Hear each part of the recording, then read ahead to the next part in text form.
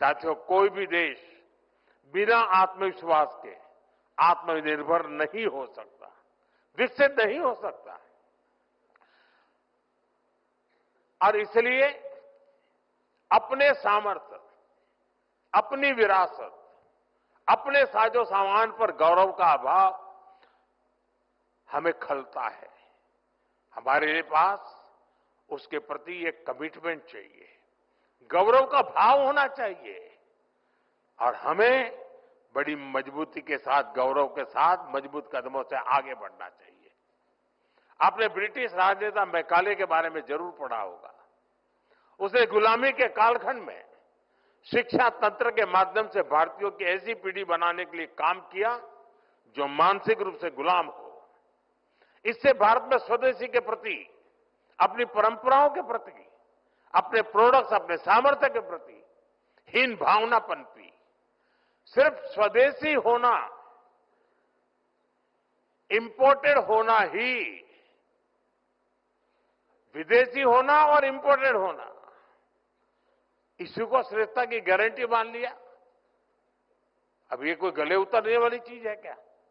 हमें मिलकर गुलामी की इस मानसिकता को खत्म करना है। 10 साल बाद मैकाले के उस दुस्साहस को 200 वर्ष पूरे हो रहे हैं और ये पीढ़ी की जिम्मेवारी है कि 200 साल पहले का जो पाप है ना, वो धोने के लिए अभी 10 साल बचे हैं हमारे पास। और ये युवा पीढ़ी धो करके रहेगी, मुझे पूरा भरोसा है। और इसलिए देश के हर युवा को संकल्प लेकर इस मानसिकता से देश को बाहर निकालना है। साथियों, हमारे यहां शास्त्रों में कहा गया है और यहां पर स्टार्टअप, यहां जो प्रेजेंटेशन हुआ उसमें भी उसका उल्लेख किया गया, आनो भद्रः कर्तव्यो यन्तु विश्वतः। यानी हमारे लिए सभी दिशाओं से कल्याणकारी और शुभ और श्रेष्ठ विचार आने दें।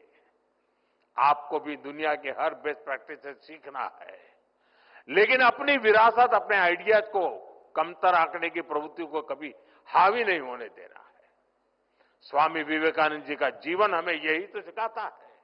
उन्होंने दुनिया भर में भ्रमण किया, वहां की अच्छी बातों की प्रशंसा की, लेकिन उन्होंने भारत की विरासत को लेकर फैलाए गए भ्रम को तोड़ने के लिए निरंतर प्रयास की, कठोरता उन्होंने घाव की उस पर।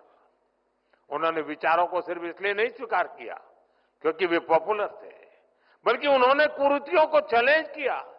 स्वामी विवेकानंद जी एक बेहतर भारत बनाना चाहते थे। उसी स्पिरिट के साथ आज आप युवा शक्ति को आगे बढ़ना